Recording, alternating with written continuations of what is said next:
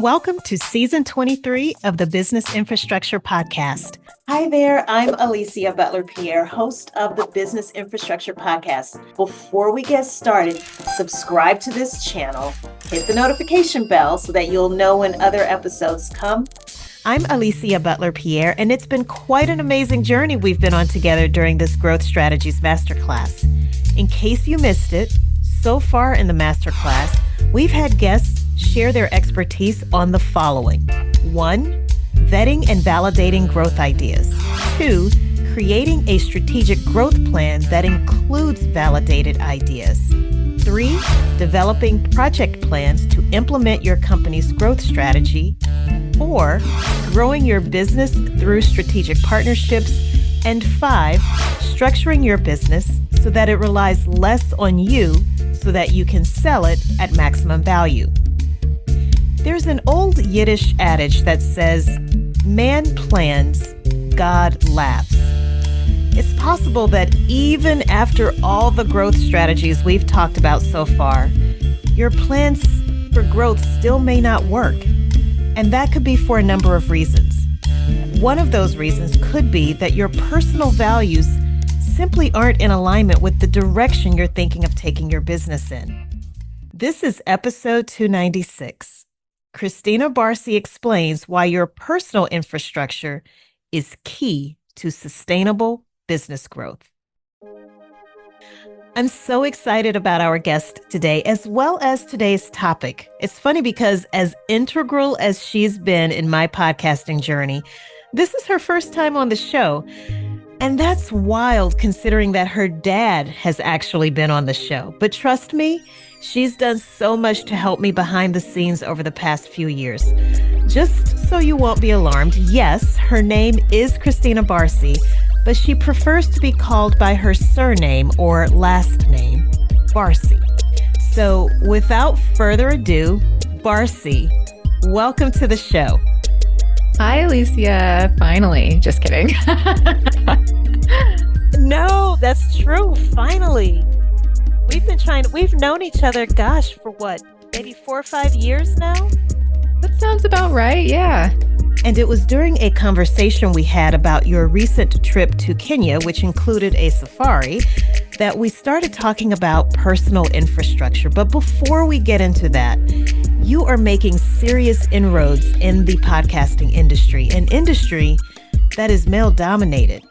But I know that you spent about 19 years in the hospitality industry before making your career transition to podcasting. Can you share that story? Because I think it provides great context for our discussion on personal infrastructure. Oh boy. Well, I'll try to not spend an enormous amount of time because that's a lot of years of journey. To me, those 19 years I wasn't looking at it as sort of an industry profession that I had chosen. It was a day job to me. I was an actor.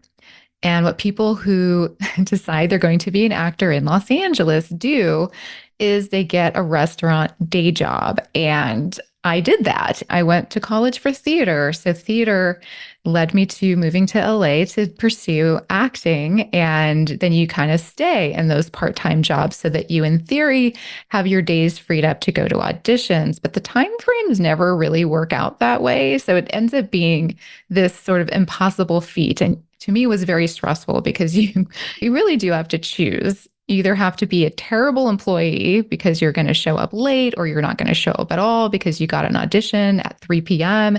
instead of 11 a.m. and you can't do both in the same day in that situation. So I had a really hard time juggling the two lifestyles, and one lifestyle being supporting myself and the other one being the reason I was in LA in the first place and wanting to sort of live a dream that I was very passionate about. Quickly, that passion turned into confusion because what happened was everyone's telling you who you are and you don't really get to self-identify very much, or at least I didn't. And the identity they created for me was one I didn't identify with. It was very sex object girl, and the auditions I was going out for felt very incongruent with who I was and who I wanted to be and the reason I wanted to to act. And it just felt inauthentic to me. And I basically came to a point where I had enough of that. And it was kind of earth shattering. It was crushing to give up on something that I really wanted and that I was very good at and had a lot of passion for, and start to reevaluate what kind of creative person I was and what kind of things I really wanted out of life, and ask myself the questions of, who am I and what do I really want? And that's where my journey really started into audio, because my first thought was to start writing, because I was like, well, what does a role even look like that I want to play? That felt really cathartic. And then I had an opportunity to create the script I was writing pretty quickly. Someone was doing audio streaming. They were streaming stories after hours in this record store in town. And he was one of my bar regulars when I was bartending. And he said they were tired of reading, stories that were already written, and they were looking for original work to kind of turned into an audio drama. And I was like, well, I could do that. Like, I could turn my story into an audio drama. Sure. So can I come do that with you? And he was like, sure, I guess. Whatever. He didn't really care. And I was like, all right. But it meant everything to me to be able to do something that I had written. And I worked my way into his world, and then we were off and running, and my first audio drama was born. And so many people were so excited to come play the parts that were part of the show. And that show turned out to be a sci-fi noir show that you did for 2 years. This audio drama experience basically led you to podcasting, and along the way, you also became a certified creative coach. Barsi, I'm sure this all must have felt so freeing to do something you love on your terms and get paid for it. No one was telling me what to do. And I just fell in love. I fell in love with the freedom of it all.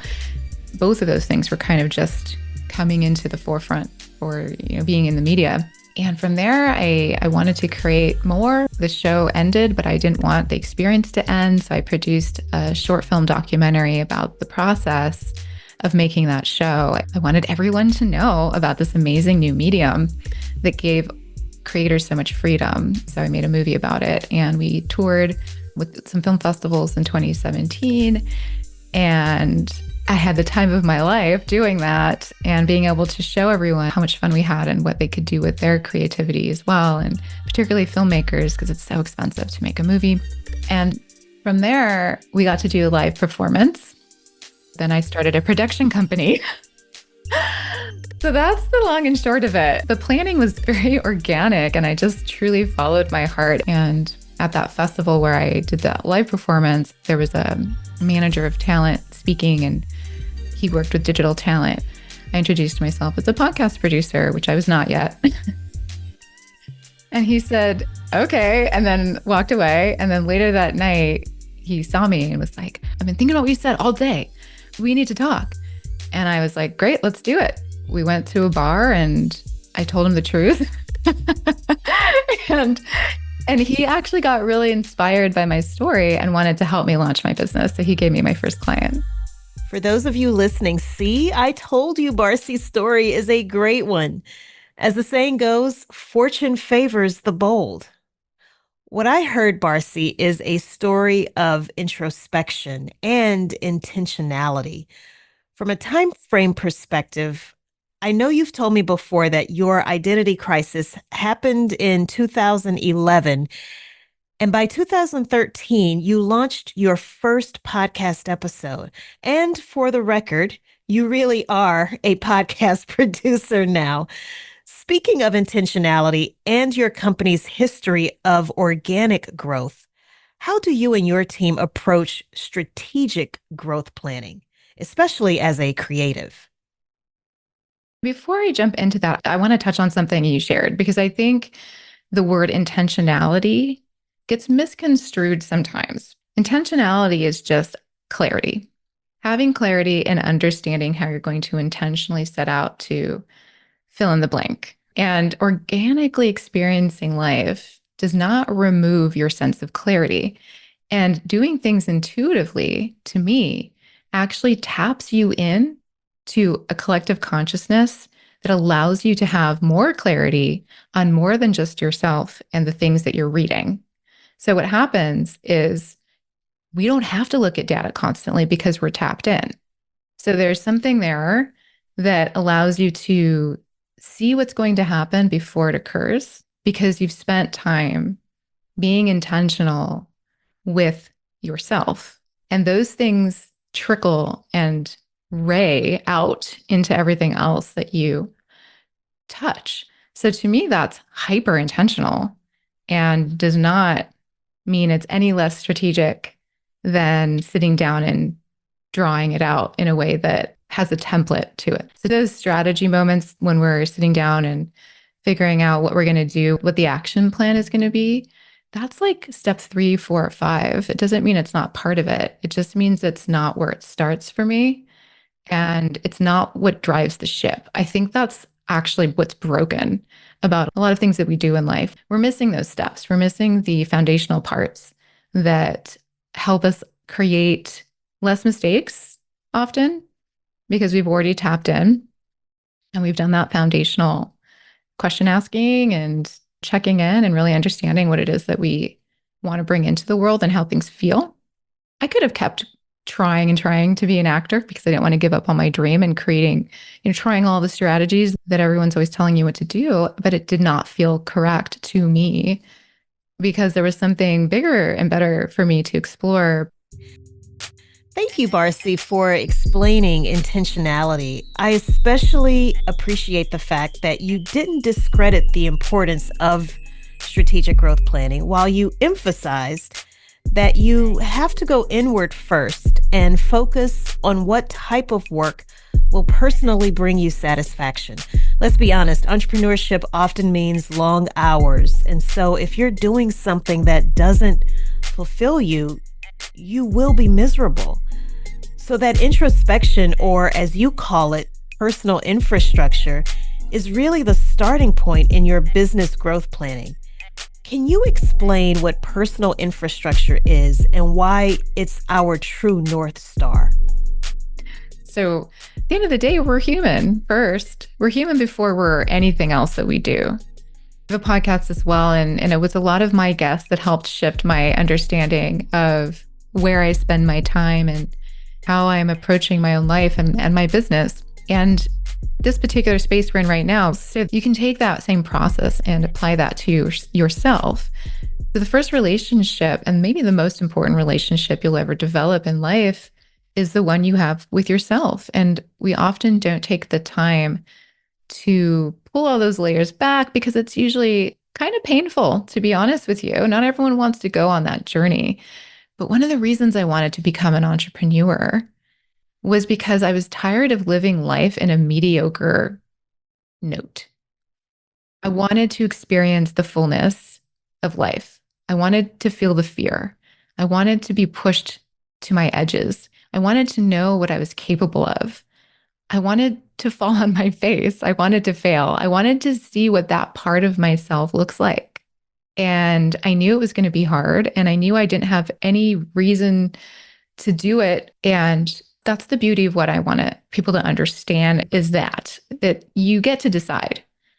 You get to decide how it goes. You get to decide how you want to feel, and you get to decide what you're going to do about it. And the work starts with you because that's a mindset thing. That's where all the action comes from.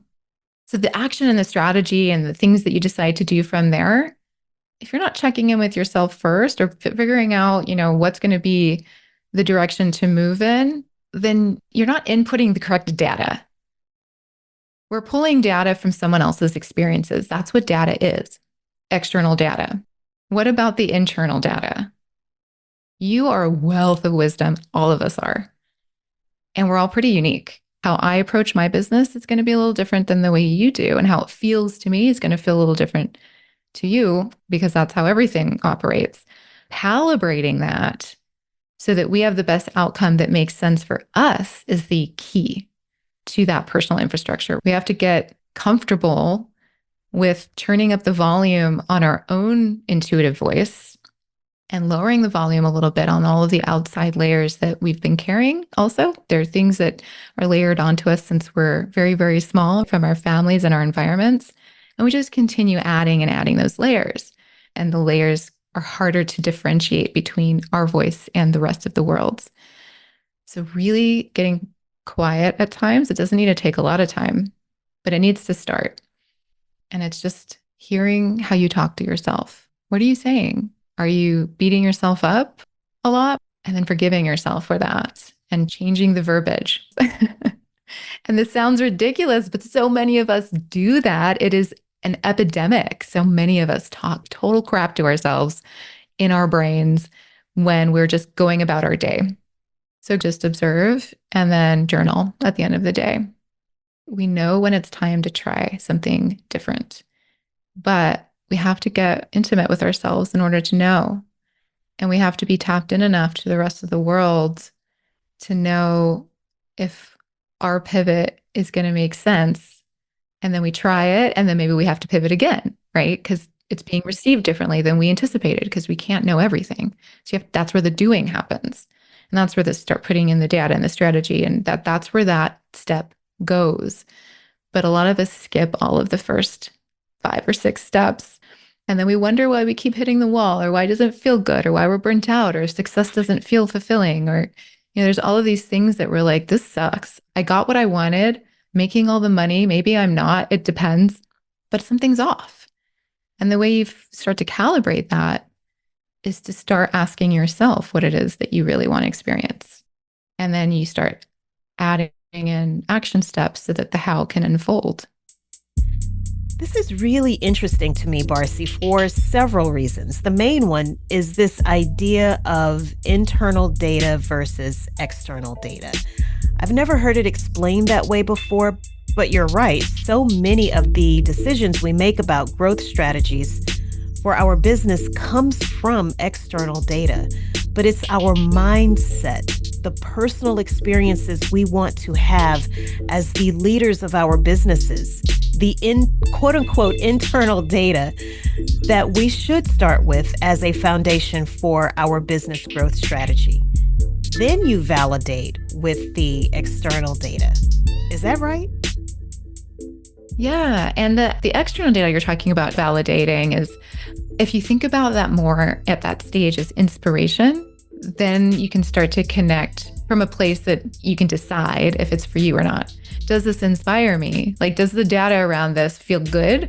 Or does it just feel like nothing? Is it neutral? Or is it just sound like a good idea?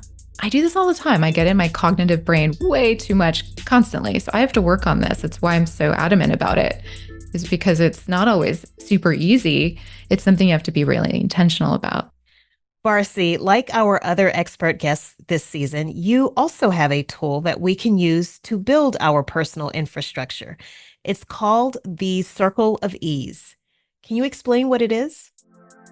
It's a circle and it's a cycle. You're never quite done with this process. You go out, you do some things, then you come back and you ask yourself, how did that go? How did that feel? Am I happy with that? What went wrong?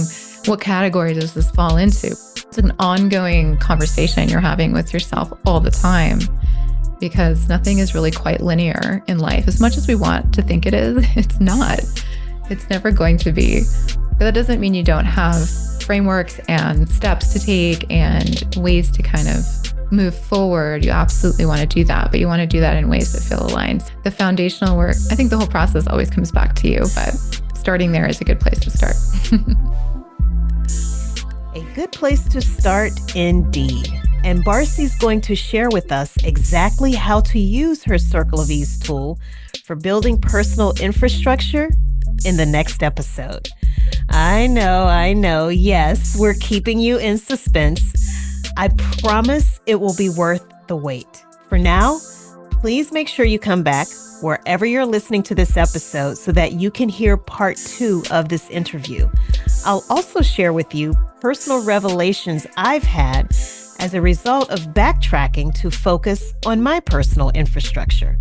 If you want to learn more about Barsi, her podcast production company, Avant Has, as well as her programs for women entrepreneurs, then go to businessinfrastructure.tv. There we'll have links to that information. Again, that's businessinfrastructure.tv.